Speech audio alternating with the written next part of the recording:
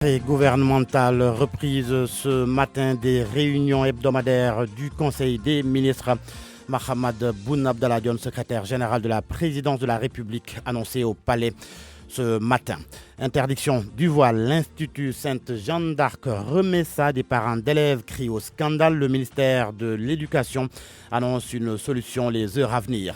Panne d'une des deux machines de radiothérapie de l'hôpital Dalal Diam de Guédiawaye. La structure sanitaire ne dispose pas de contrôleur des machines. Le budget pour l'entretien, insupportable.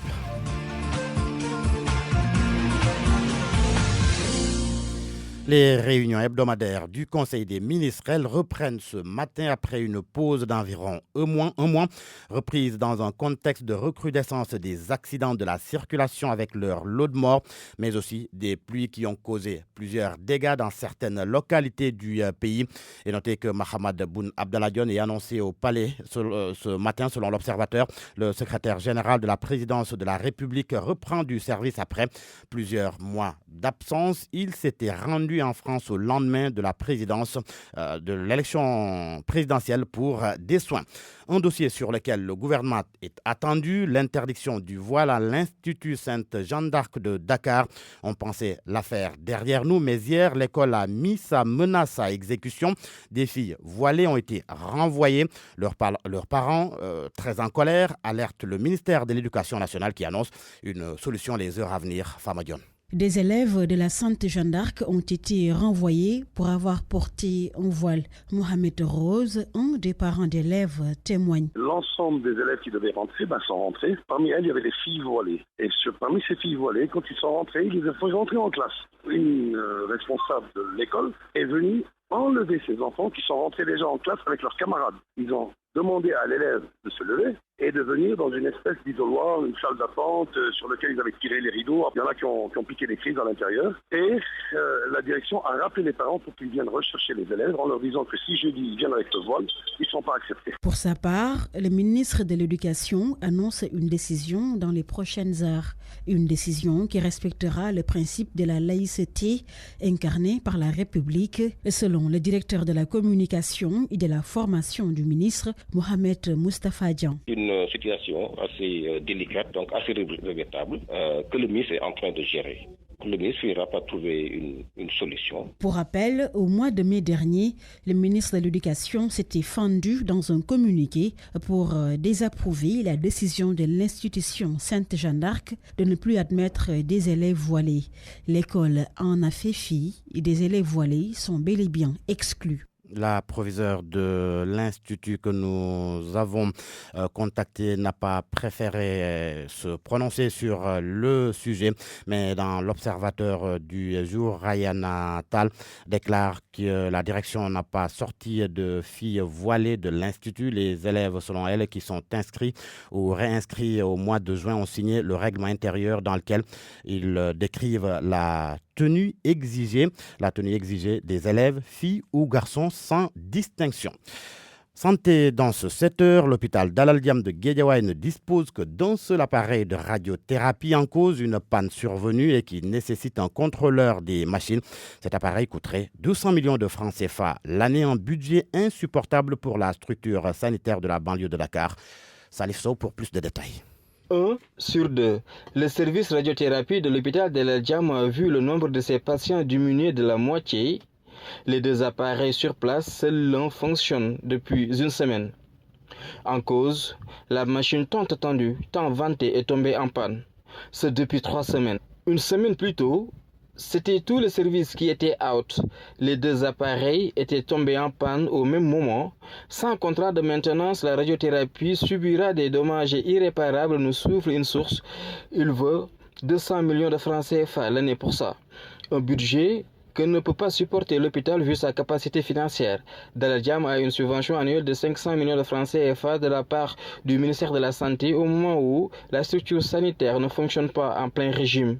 L'hôpital de niveau 3 a coûté 50 millions de francs CFA aux contribuables sénégalais. Salif Sow, Guédiawaye Radio Futur Média.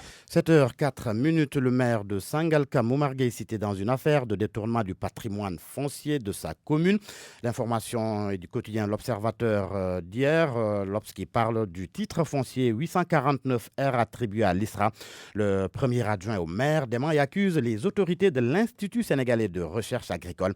Mamoudou Diop au micro d'Abdou Diouf Diagne. Le ministre Oumar Gueye, maire de la commune de Sangalkam, s'est engagé sans relâche pour la bonne exécution de ce DAC. Vu qu'il y avait des retards par rapport à cette exécution, il a œuvré en rapport avec le PRODAC pour que les gens puissent travailler durant l'hivernage. Le ministre Oumar Gueye n'a même pas un seul centimètre ici. S'il y a des gens qui sont tapis dans l'ombre, et je vais les citer, l'ISRA, je vais les demander tout simplement, où était l'ISRA quand les généraux étaient là? Où était l'ISRA quand l'ancien régime affectait ces terres, quand l'ancien régime délivrait des baux ici? Si la question que je me pose, où était l'ISRA? Les populations dans leur écrasante majorité sont là uniquement pour travailler la terre, uniquement pour avoir des ressources. Monsieur le Président, il y a des prédateurs qui sont là, qui veulent empêcher l'exécution du DAC. Nous demandons à Monsieur le Président de la République de régler définitivement ce problème-là entre le DAC et l'ISRA. Ces populations ont besoin de ces terres-là. Et on ne peut pas délivrer nous sur un titre foncier. Moi, je voudrais que les gens, qu'ils nous montrent un seul document qui atteste que la commune, le maire de la commune, a affecté un seul mètre carré ici. Il faut qu'il nous le montre. Ça a tout d'une accusation, Mamadou Lamine Diallo du mouvement Teki, dans une question posée au gouvernement, la 162e question d'ailleurs. Eh bien, Mamadou Lamine Diallo révèle que Macky Sall veut allouer 2 milliards de francs CFA au chef de l'opposition dans le but d'étouffer les scandales de son régime, surtout ceux liés aux ressources naturelles. Macky Sall et sa majorité ont mis sur la table la discussion sur le statut de l'opposition et du chef de l'opposition. C'est un piège qui tend à l'opposition. Ce qu'il y a derrière le chef de l'opposition, c'est un budget de fonctionnement des fonds politiques de l'ordre de 2 milliards de francs CFA. Aussi, c'est plus de 500 millions de francs CFA. Et à mon avis, c'est même pas vrai. Le jour où on devra mettre en place le budget, certainement, il donnera bien que ça. Alors, finalement, allez-vous accepter cette proposition ou bien? Non, nous rejetons cette proposition, cette discussion sur le chef de l'opposition. Le CRD n'est pas du tout d'accord avec ça. Le mouvement Teki également. Et ça, c'est très clair. Ce que nous pensons, c'est que l'opposition doit être unie et rejeter la proposition du chef de l'opposition. La question du chef de l'opposition a d'ailleurs été évoquée hier lors du dialogue politique. La fédération départementale du Parti démocratique sénégalais regroupant les 19 sections de Dakar a renouvelé hier son engagement au sein du PDS. La fédération qui a par ailleurs dénoncé l'impasse du dialogue politique et l'incapacité du régime à résoudre la problématique des inondations. Joseph Sarr au micro d'Abdoulaye Diop. Considérant la situation d'impasse observée dans le déroulement du dialogue national, notamment au niveau politique, considérant nulle et non avenue la énième et vaine tentative de déstabilisation du PDS par des éléments de l'intérieur comme de l'extérieur du parti, considérant l'incapacité des pouvoirs publics à assumer leurs responsabilités face aux inondations observées partout au Sénégal et à la précarité qui frappe lourdement une frange importante de la population, l'Assemblée générale félicite le frère secrétaire général national, Maître Abdoulaye Wade, et lui apporte un soutien total et sans réserve d'avoir renouvelé le secrétariat national, permettant ainsi à la jeunesse du parti d'occuper d'importants postes de responsabilité et de pouvoir participer plus efficacement à la reconquête du pouvoir. L'Assemblée générale apporte son soutien agissant et ses encouragements au frère Karim Meïssa Wade dans sa lutte contre les injustices et les tentatives d'élimination subies depuis de nombreuses années et pour son avènement à très court terme comme acteur de premier plan dans l'espace politique sénégalais et africain. RFM, partout, tout le temps. L'enterrement de corps sans vie non identifié en provenance de la morgue de l'hôpital régional de Kaolack, cela a soulevé l'ire des populations riveraines et habitants du quartier. Ils sont très remontés contre les responsables de l'hôpital. Il n'est plus question, selon eux, d'enterrer les corps non identifiés dans leur cimetière. Ibrahima Diamé. Le silence de cimetière habituel au niveau du cimetière du quartier Kanda Fodé Bayo a été perturbé ce matin durant plusieurs heures. L'enterrement de corps sans vie non identifiés en provenance de l'hôpital régional a soulevé le tollé chez les habitants du quartier qui se sont offusqués contre cette inhumation. Ils s'étaient tous massés devant la porte du cimetière pour protester. Les responsables de l'hôpital régional de Kaolack se moquent de nous. Avant-hier seulement, ils ont enterré une trentaine de corps sans vie de nouveau-nés sans notre aval. Aujourd'hui encore, ils ont débarqué 8 corps sans vie non identifiés enterrés dans une même tombe. Mais attends, il faut que cela cesse. Nous ne l'accepterons plus et nous avertissons les autorités, qu'ils soient le préfet ou le gouverneur. À Kanda Fodé Bayo, il y a plusieurs mosquées, nous dit-on, et chaque imam prêche pour sa propre chapelle, et c'est par le biais de l'un d'entre eux d'ailleurs que des agents de l'hôpital ont procédé à l'inhumation de ces corps sans vie non identifiés. Seulement le chef de quartier Adamadia dit n'avoir jamais été saisi ni prévenu. Nous ne sommes pas contre le principe de l'inhumation, mais quand même il faut qu'on sache qui est-ce qui sont enterrés ici. Mais en dehors de tout cela, il y en a des gens qui ne méritent même pas d'être enterrés dans un cimetière normal. Vous savez de quoi je parle. Au dernier moment, un véhicule de la gendarmerie arrive sur les lieux avec à bord 2 gendarmes en tenue, un homme et une femme. Après quelques minutes de discussion avec les responsables trouvés sur place, ils ont embarqué avec le chef de quartier accompagné d'un autre notable. Ibrahim Djamé Kaolack, Radio Futur Média. La directrice de l'hôpital régional Khadijatou Kébé se dit surprise de la réaction de ces populations étant donné que c'est un partenariat entre le quartier et l'hôpital, partenariat qui date de 2011 tout de même.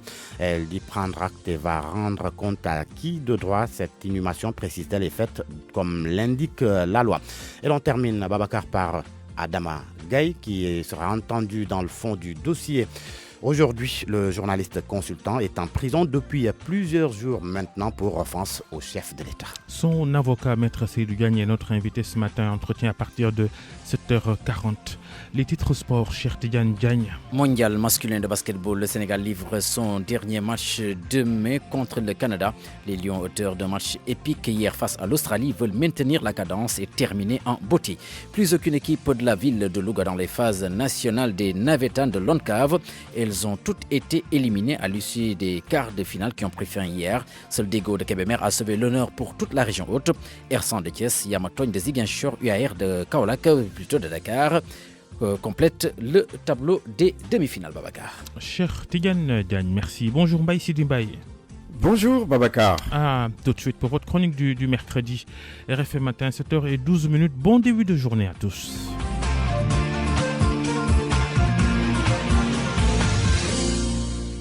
– 7h12 donc, et la culture c'est maintenant le rendez-vous avec Elhadj Ndaté Diop. Retour d'abord sur la cérémonie officielle de l'inventaire sur le patrimoine culturel immatériel. Bienvenue. Patrimoine culturel du Sénégal, 65 éléments de la culture immatérielle ont été répertoriés à travers les 14 régions du pays. Information livrée lors de la cérémonie de restitution de l'inventaire national du patrimoine culturel immatériel organisée par le ministère de la Culture et de la Communication. Mamadou Oumarba. Parmi les 65 éléments répertoriés lors de cette cérémonie figurait en bonne place le bac. Abdoulaye Diop, ministre de la Culture et de la Communication, estime que cet inventaire est un grand pas pour s'inscrire au patrimoine mondial. Ça, c'est un préalable pour pouvoir aller au patrimoine mondial. Je crois qu'aujourd'hui, il faut se féliciter de toute la qualité de ce travail et je crois que très prochainement, dans les semaines qui vont venir, on aura les conclusions définitives. Dimitri Sangache, directeur général de l'UNESCO en Afrique de l'Ouest, soutient que le Sénégal est une bonne référence en matière de restitution. Le Sénégal a été un très bon exemple en ce qui concerne le patrimoine culturel. Comme vous le savez, le Sénégal, c'est le pays qui a 7 sites inscrits au patrimoine mondial comparativement aux autres pays en Afrique de l'Ouest. Concernant justement ces pays comparés au Sénégal, ils ne sont pas prêts. Il y a plusieurs autres pays qui sont dans cette dynamique, mais qui ne sont pas encore au point de faire cet inventaire-là. Parce qu'il va falloir qu'on fasse cet inventaire, qu'on puisse le présenter au comité intergouvernemental qui est fait de tous les pays du monde. L'objectif de ce programme programme est selon les acteurs de contribuer à la mémoire collective des communautés en vue de consolider l'intégration culturelle. Cinéma Clap Ivoire 2019, 19e édition. Le clap d'ouverture a eu lieu hier à Abidjan. Les projections de films, les ateliers et les tables rondes ont démarré hier. Les films Ordures et Étoffe de vie des réalisateurs sénégalais Badara Thiendella Fall et Mortal Kandji vont être projetés demain au cinéma Majestic de Yopougon. Voici les attentes de nos porte-drapeaux Badara Fall et Mortal Kandji après la cérémonie d'ouverture. C'est d'abord une très grande fierté de venir représenter le Sénégal ici en Côte d'Ivoire. Moi j'ai confiance, je pense que nous sommes venus avec de très belles œuvres, de très beaux films. Et Inch'Allah, je pense que d'ici 3 jours, ce sera la clôture du festival. Et on va, je dirais pas rafler, mais espérons que ça va aller, Inch'Allah. Moi, j'ai confiance au film sénégalais. On va rentrer avec des trophées, Inch'Allah. Bon, nos attentes, naturellement, c'est de prendre le premier prix pour la catégorie documentaire. Et pourquoi pas aussi le meilleur prix.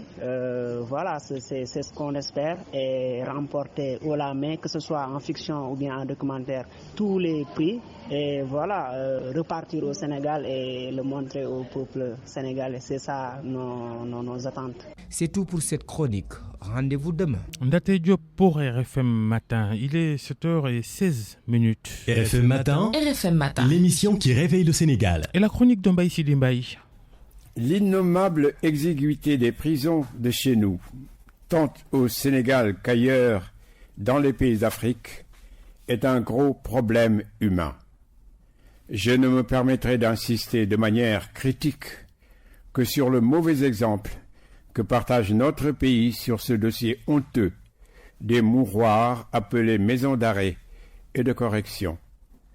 La prison, par définition, est une étape de réflexion, de prise de conscience et de mise en question pour soi.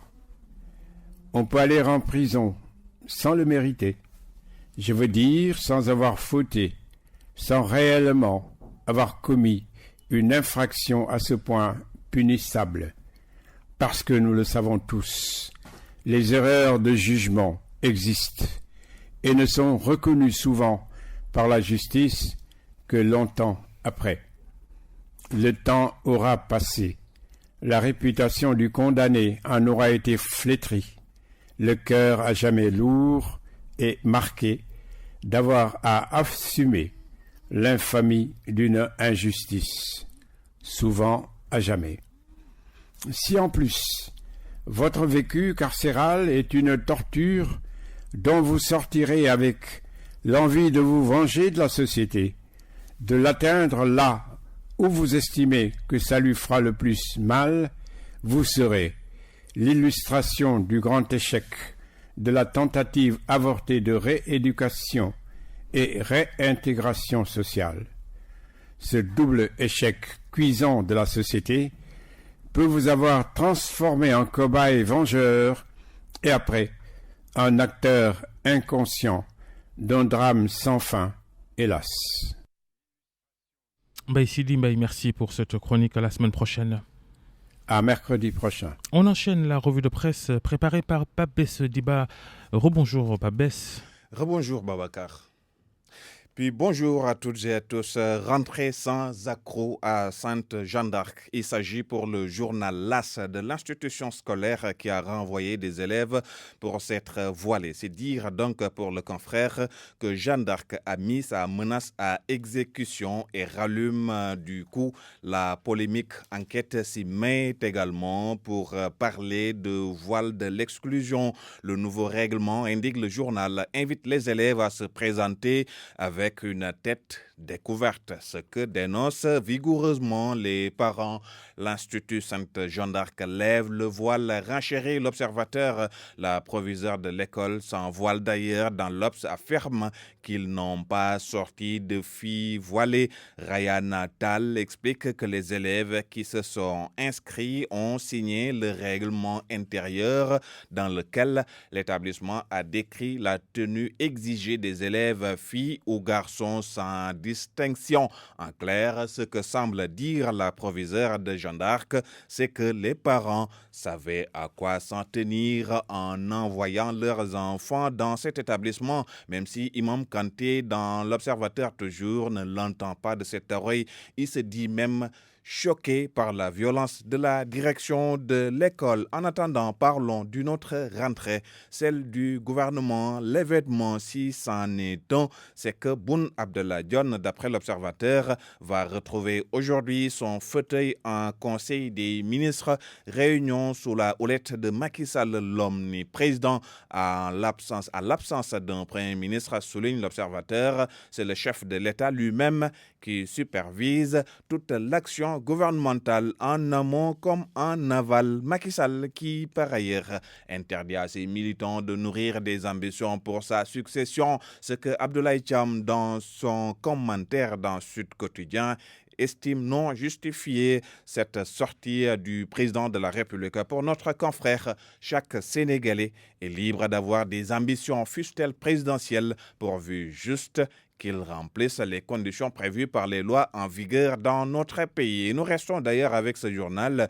qui nous parle du dialogue qui est bloqué. En cause, l'absence de consensus autour de la caution et du parrainage. Un autre point qui risque encore de diviser les acteurs du dialogue, ce sera sans doute le chef de l'opposition, ce que le quotidien qualifie d'arlésienne de la politique sénégalaise. Cependant, malgré son importance, note le journal du groupe Avenir Communication, le sujet ne sera pas discuté qu'en dernière position pour ne pas froisser des susceptibilités. Terminons avec Record quotidien, avec donc cette nouvelle qui va certainement faire des heureux, ce match amical Brésil-Sénégal qui est en gestation pour la date du FIFA du mois d'octobre. Babacar. Pabès Diba, la revue de presse. Merci.